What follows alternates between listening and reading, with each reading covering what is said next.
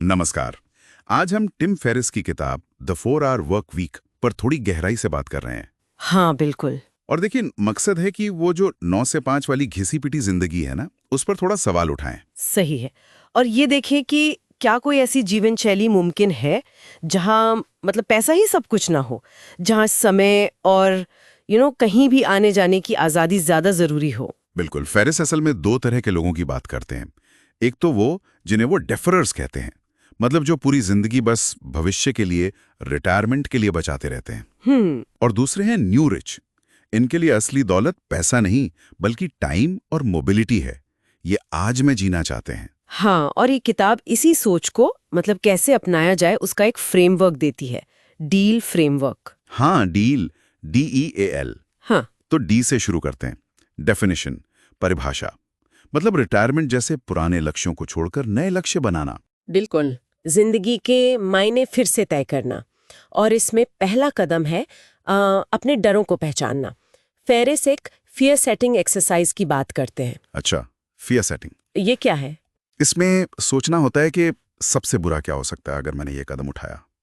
फिर अगर वो हो गया तो उसे ठीक कैसे किया जा सकता है और इसके फायदे क्या हो सकते हैं। और सबसे जरूरी, कुछ ना करने की क्या कीमत चुकानी पड़ेगी। ये सिर्फ डरने के बजाय डर को समझने की कोशिश है। ये तो काफी प्रैक्टिकल लग रहा है डर को मैनेज करने के लिए। और फिर वो ड्रीम लाइनिंग भी है। हाँ, ड्रीम लाइनिंग मतलब अपने जो धुंधले से सपने हैं ना, उन्हें साफ टाइम बाउंड लक्ष्यों में बदलना। जैसे अगले 6 महीने में, 12 महीने में क्या पाना है, क्या बनना है, क्या करना है। अच्छा। और सवाल ये नहीं कि मुझे क्या चाहिए, बल्कि ये कि मुझे किस चीज से सच में जोश आता है। और इससे एक अंदाजन मासिक आमदनी, टारगेट मंथली इनकम TMI का भी पता चलता है। ठीक है, तो लक्ष्य साफ हो गए, डर पर कुछ काबू पा लिया। अब आता है एलिमिनेशन, निष्कासन। हाँ, इसका सीधा सा मतलब है कम करो पर बेहतर करो।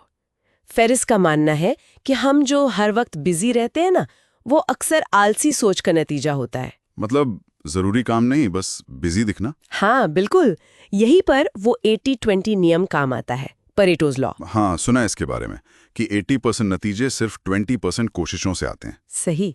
तो फेरिस कहते हैं कि उन 20% कामों या ग्राहकों या समस्याओं को पहचानो जो ज्यादातर रिजल्ट या ज्यादातर तनाव देते हैं, और बाकी 80% को हटाओ या कम करो। उन्होंने खुद भी तो ऐसा किया था शायद, कम मुनाफे वाले क्लाइंट्स हटा दिए थे। हाँ बिल्कुल, और उनकी आय बढ़ गई थी। इसी से जुड़ा है पार्किंसंस लॉ भी। अच्छा, वो क्या है?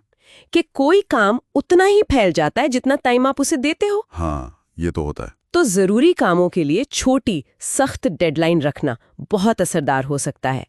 और एक और चीज, लो इन्फॉर्मेशन डाइट, मतलब कम जानकारी। हाँ, गैर जरूरी जानकारी से बचना, जैसे लगातार न्यूज़ देखना, बेवजह नेट सर्फिंग करना। इससे फोकस और टाइम दोनों बचते हैं। सोचने वाली बात है। अच्छा, तो फालतू चीजें हटा दी, अब जो जरूरी काम बचा है उससे लगातार आय कैसे बनाएं, वो भी बिना खुद खपे। यहां आता है ऑटोमेशन, स्वचालन।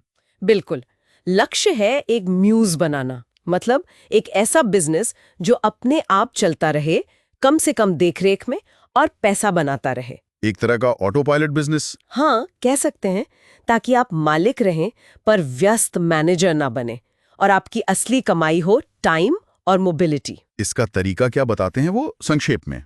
देखिए, वो कहते हैं कि पहले कोई खास नीश प्रोडक्ट ढूंढो। अक्सर इंफॉर्मेशन प्रोडक्ट्स अच्छे रहते हैं। फिर उसे छोटे लेवल पे टेस्ट करो, देखो मांग है भी या नहीं, जैसे गूगल एड्स से। माइक्रो टेस्ट करना। हाँ, और अगर वो चल निकले तो फिर उसे चलाने का काम आउटसोर्स कर दो, जैसे ऑर्डर पूरा करने वाली कंपनियां, वर्चुअल असिस्टेंट वगैरह। ठीक है, तो डिफाइन हो गया, एलिमिनेट कर दिया, ऑटोमेट भी कर दिया, अब आखिर में लिबरेशन, मुक्ति। हाँ, यही तो असली मंजिल है, समय और जगह की पूरी आजादी। इसमें वो मिनी रिटायरमेंट्स की बात करते हैं ना? बिल्कुल, ये छोटी मोटी छुट्टियों जैसी नहीं है, बल्कि किसी एक जगह पर 1 से 6 महीने रहकर जीना। अच्छा, मतलब भागना नहीं, जीना। हाँ, नया अनुभव लेना, कोई नई भाषा सीखना, कोई नया हुनर डेवलप करना, जिंदगी को एक नए नजरिए से देखना। और जो लोग नौकरी में हैं उनके लिए भी कुछ है। हाँ, उनके लिए भी रास्ते हैं। फेरिस बताते हैं कि कैसे आप अपनी कीमत, अपनी प्रोडक्टिविटी दिखाकर धीरे धीरे रिमोट वर्क के लिए बात कर सकते हैं। अच्छा, मतलब एकदम से नहीं, धीरे धीरे। हाँ, शायद पहले हफ्ते में एक दिन घर से काम करने का ट्रायल मांग लिया, फिर उसे बढ़ाया, अपनी वैल्यू साबित करके। तो कुल मिला के ये डील फ्रेमवर्क एक पूरा प्रोसेस है।